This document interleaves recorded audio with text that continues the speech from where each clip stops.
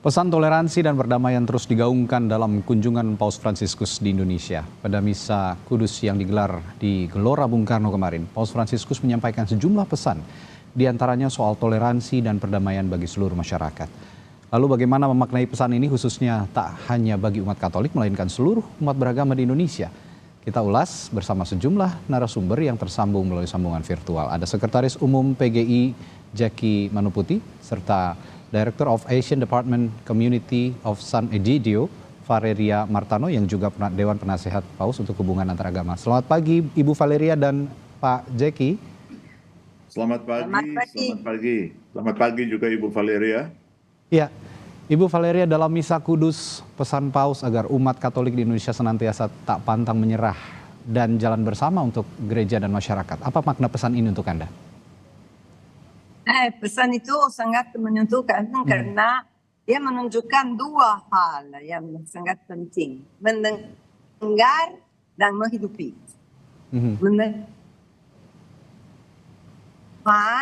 tapi melaksanakannya. Bukan hanya mendengar, tinggal tertutup dalam komunitas-komunitas sendiri, tetapi pergi, keluar. Dan melaksanakan pesan Injil, pesan Yesus kepada semua orang. Ya, selain pesan jalan bersama, toleransi juga disematkan Paus dalam berbagai kesempatan, terutama pada saat kunjungan ke Indonesia. Bagaimana Paus Fransiskus melihat keberagaman dan toleransi di Indonesia kalau lihat dari pesan-pesan yang disampaikan, Ibu Valeria? Saya pikir dia sangat menghargai dan juga sangat menikmati. Saya melihat Paus Fransiskus di masjid benar-benar dia tersentuh. Bukan hanya gembira, tapi juga tersentuh. Saya mengatakan bahwa di dalam pertemuan di Masjid Istiqlal ada suasana pesta, suasana bersahabat. Ada para uskup, ada para pemimpin agama beda, ada pemimpin Islam, tapi semua bersama seperti memeluk Paus Fransiskus, dan dia merasa sangat. Karena pesan dia di sana, dia bilang sesuatu yang sangat menyentuhkan saya. Dia bilang harmoni beragama adalah untuk masyarakat di seluruh dunia. Indonesia adalah negara yang besar. Dan hal yang paling berharga adalah keinginan menyatukan dan membuat perbedaan menjadi harmoni. Dan dia bilang, sebarkan dan komunikasikan keinginan ini kepada generasi baru. Saya pikir ini adalah pesan sangat-sangat penting. Pesan yang sangat penting. Pendeta Jackie, Pak Jackie, saya tahu Anda berada di Istiqlal kemarin, menjadi saksi sejarah begitu ya, penandatanganan deklarasi Istiqlal dengan sejumlah tokoh agama juga, Pendeta. Nah, Paus setelah melihat deklarasi yang bersejarah ini juga ada pesan yang disampaikan. Jika Pendeta melihat pesan-pesan yang disampaikan Paus ini, apakah ini bisa teresonansi juga ke seluruh dunia bahwa Indonesia ini adalah miniatur yang bisa dijadikan miniatur global keberagaman yang terjadi di masyarakat yang majemuk begitu? Terima kasih untuk pertanyaannya. Betul, kemarin saya ada di Istiqlal, saya ketemu Ibu Valerie juga. Ya, saya ada juga di istana ya, dalam pertemuan dengan Paus, dan sangat menyentuh bahwa Paus berulang kali mengingatkan dan mengapresiasi Indonesia sebagai bangsa majemuk yang menghidupi budaya toleransi dan kekeluargaan dengan basis ideologi dan kultural yang kuat. Beberapa kali dia menyebut Bhinneka Tunggal Ika. Ya, dan saya kira itu mengingatkan kita pada otentisitas kita sebagai bangsa majemuk, bahwa itulah Indonesia. Itulah yang diapresiasi oleh Paus, oleh banyak bangsa di luar. Itulah yang membuat dia senyum, dia merasa welcome ya, untuk masuk di dalam sebuah spirit kekeluargaan keindonesiaan yang sangat luar biasa ditampilkan. Nah, apresiasi ini bagi saya mengingatkan kita untuk menjadi bangsa yang tidak mengingkari otentisitasnya. Kekuatan persekutuan kita bisa menjadi senjata untuk memerangi apa yang Paus katakan, tren dehumanisasi dan degradasi lingkungan. Dan kemarin kita menunjukkan di Istiqlal ya, bagaimana Paus sebagai simbol perdamaian, simbol toleransi, simbol kesetaraan yang telah terinternalisasi di dalam dirinya sebagai seorang paus itu membagi energi positif yang sangat luar biasa, dan kita sebagai komunitas lintas iman juga menanggapinya dengan membagi energi positif yang tidak pura-pura. Saya pikir itulah otentisitas kita, memperlihatkan kerukunan, persekutuan yang luar biasa, yang sangat natural terlihat kemarin ya, dan kita berbagi itu dengan Bapak Paus dan tamu-tamu yang lain yang datang dari luar biasa, dari luar negeri.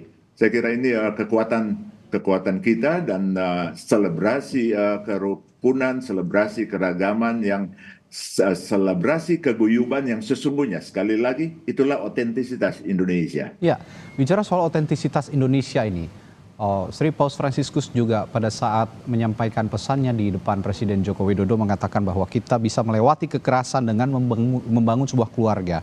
Kita bisa melewati masa kegelapan dengan filosofi negara Indonesia yang berkali-kali disebut oleh Paus, Bhinneka Tunggal Ika. Apakah ini akan terresonansi berikutnya di tataran global? Apakah bisa Indonesia merepresentasikan keberagaman di tataran global, Pak Jeki? Saya kira saya yakin bukan akan, tetapi sudah.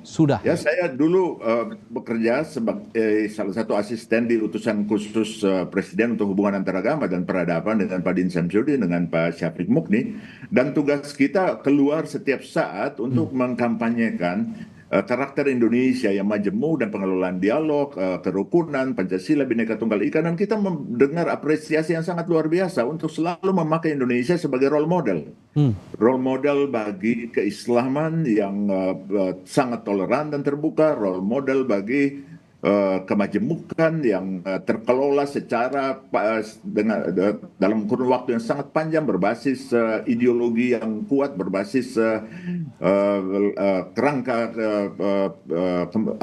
toleransi dan kerangka budaya yang sangat-sangat luar biasa. Jadi saya kira kedatangan Paus kembali meresonansikan itu, ya. Bagaimana Indonesia dapat dijadikan model sebagai negara yang sangat-sangat majemuk, 17.000 pulau, tapi Bhinneka Tunggal Ika. Saya sangat mengapresiasi itu. Oke, saya ke Ibu Valeria lagi. Sisi humanis dari seorang Paus Fransiskus banyak sekali yang bisa kita contoh. Salah satunya yang menarik juga, Paus Fransiskus menyampaikan pesan soal mereka yang merupakan penyandang disabilitas kemarin di Gedung KWI, di Gedung KWI Jakarta. Paus menyebut mereka adalah masyarakat yang berharga dan harta yang harus dirawat oleh gereja dan negara. Apa yang bisa Anda katakan soal ini, Ibu Valeria? Ya, ini adalah hati pesan Paus Fransiskus kasih kepada umat Katolik dan kepada semua umat Kristiani dan di dunia. Ketika dia menjadi paus, kalimat yang pertama dia bilang, saya bermimpi gereja miskin di antara orang miskin. Dan ini sangat penting selama semua tahun-tahun yang dia dilaksanakan kepausan dia.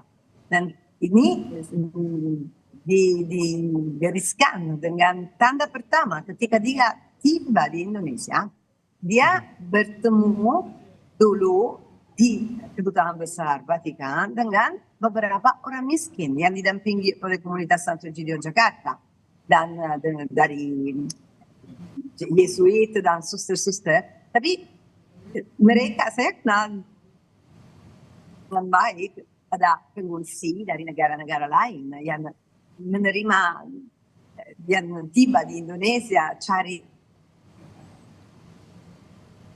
tapi mereka hidup dalam banyak kesulitan. Ada orang jalanan, manusia gerobak yang dibantu oleh komunitas Santo Egidio di Jakarta, yang setiap ada orang yang pergi ke rumah persahabatan Santo Egidio untuk makan karena mereka tinggal dalam sampah. Dan ada seorang itu namanya Samsu. Dia bilang, Paus Franciscus bertemu bersama aku sebelum presiden, sebelum Pak Presiden.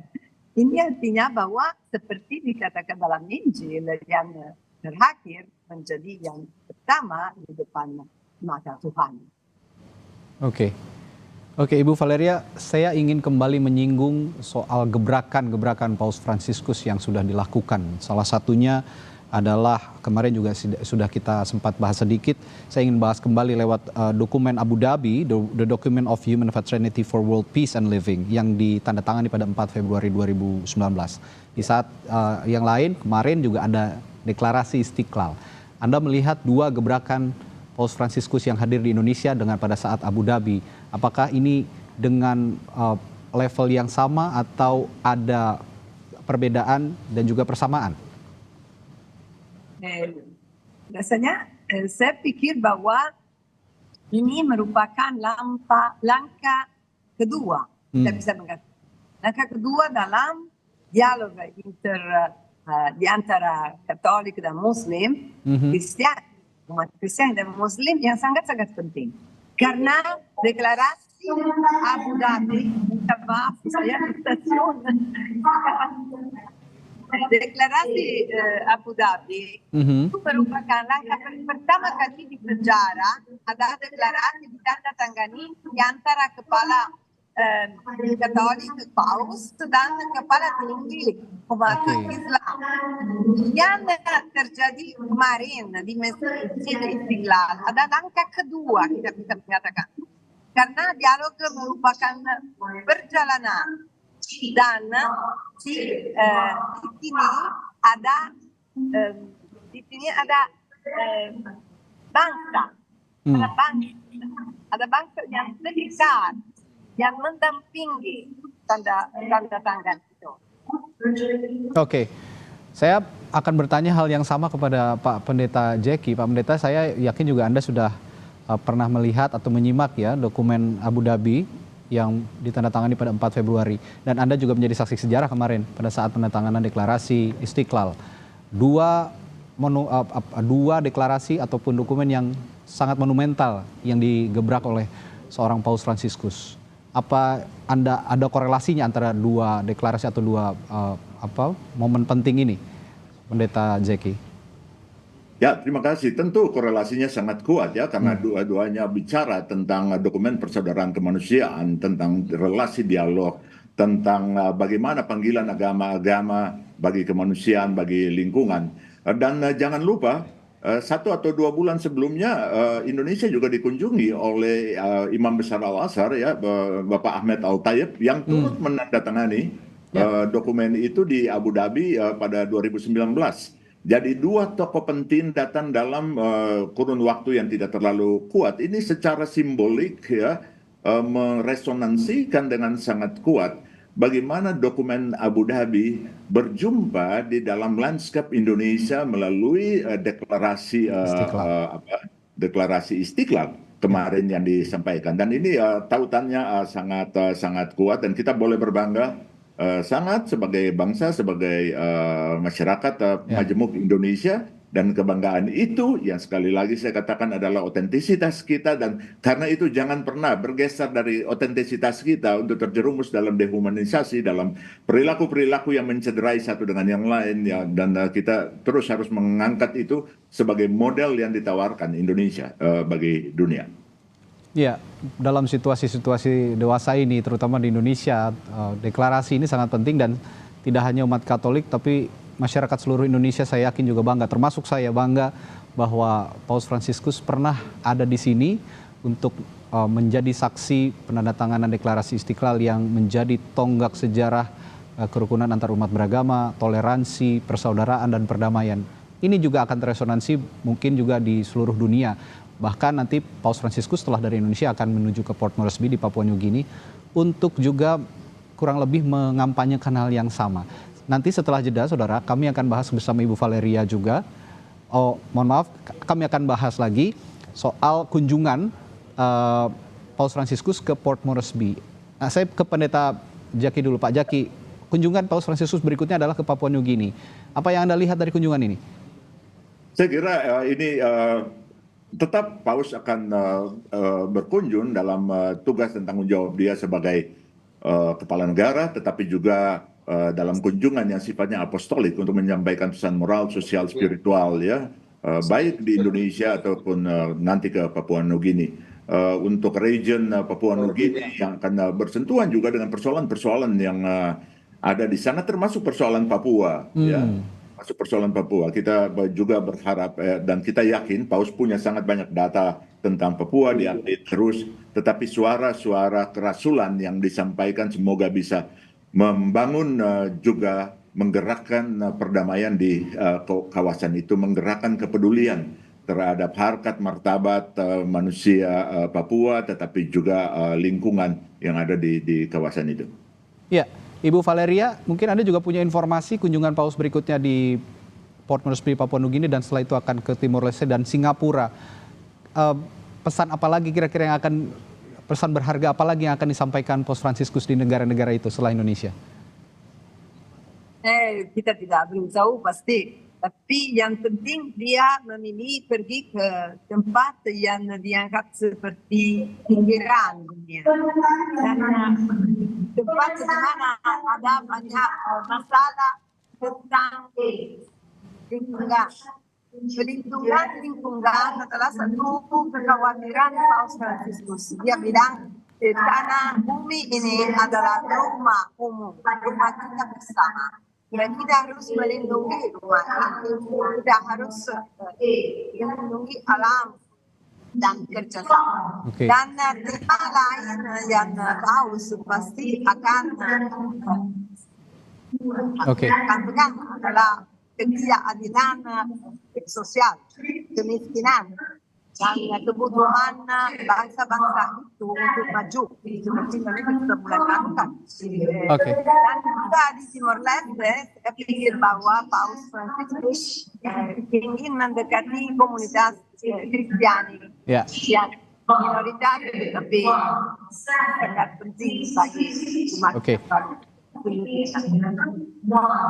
Ya, kemanapun Sri Paus Bapak Suci Paus Fransiskus berada atau berkunjung, saya yakin dia ingin menyuarakan bahwa kita ini semua bersaudara dan selalu dengan ciri khasnya yang tidak pernah ada sekat dengan masyarakat, dengan umat, begitu kira-kira.